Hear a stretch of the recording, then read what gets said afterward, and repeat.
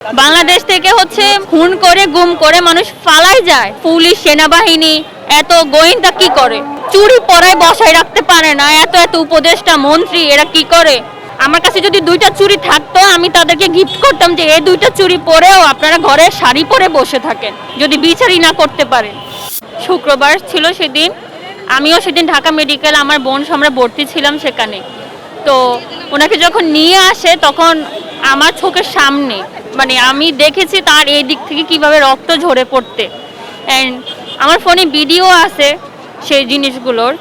ওনাকে যখন নিয়ে যায় তখনও চোখের সামনে দেখছি যে নিয়ে যাচ্ছে। তো আমি তো এখনো বেঁচে আছি, আল্লাহ আমাকে বাঁচাই রাখছে। উনি তো শহীদ হয়েছে, তো উনি যদি ইনসাফের জন্য লড়াই করে যেতে পারে তাহলে আমি কেন পারবো না?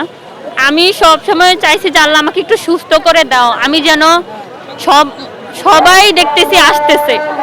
তো আমার বিবেকও আমাকে বারবার এই প্রশ্নটাই করতো যে আমি কেন পারবো না, আমি তো বেঁচে আছি। তো আমি আজকে হসপিটাল থেকে রিলিজ পাইছি, তো রিলিজ পাই আজকে এখানে আসছি, পাওয়া মাত্র এখানে আসছি।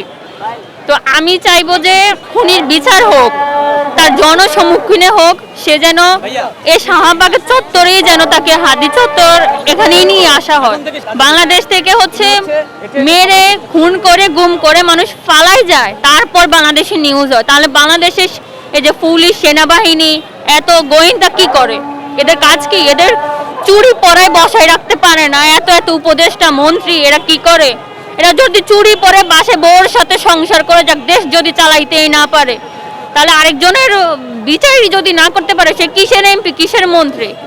এত এত সংস্কার করছে, না করছে শিক্ষা সংস্কার, না করছে বিচারের সংস্কার, না করছে স্বাস্থ্যের কোনো সংস্কার, কোনো কিছুই হয় না। শুধু সংস্কারই করে যাচ্ছে, এই করতেছে ওই করতেছে। এত সংস্কার আর ভালো লাগতেছে না। আমরা চাই যে বিচার হোক, সবার বিচার হোক, কিন্তু আগে হাদি ভাইয়ের বিচারটা হোক। উনি আসলে এটা আমাদেরকে শিখিয়ে দিয়ে গিয়েছে যে একটা মানুষ ইনসাফের জন্য বা সত্যের জন্য কিভাবে লড়াই করতে পারে।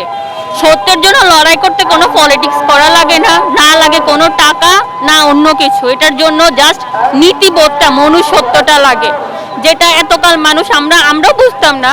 আমাদেরও অত বয়স হয় নাই বুঝার এত কিছু, বাট এতটুকু বুঝি কোনটা সত্য, কোনটা ন্যায়, কোনটা অন্যায়, আর কোনটা ইনসাফ। সো এই জিনিসগুলো ওনার থেকেই শিখছি। আমি যখন হসপিটাল ভর্তি ছিলাম আমি সবগুলো লাইভ দেখতাম, এত এত কিছু। আমি খুব ট্রমায় চলে যেতাম। আমি কাউন্সিলিং পর্যন্ত করানো লাগতেছে অনেক কিছুর জন্য। তো সেখান থেকে আজকে মুক্তি পেয়ে এখানেই আসছি, মনে করেন জোর করেই আসছি এক প্রকার। তো আমি চাই যে খুনির বিচার এখানেই হোক। বাংলাদেশের এমপি মন্ত্রী আইন শৃঙ্খলা বাহিনী তো চুরি পরে আসছে। আমার কাছে যদি 2টা চুরি থাকতো আমি তাদেরকে গিফট করতাম যে এই 2টা চুরি পরেও আপনারা ঘরে শাড়ি পরে বসে থাকেন, যদি বিচারই না করতে পারেন। খবরের কাগজ, নিখাদ, নির্ভীক, নিরপেক্ষ।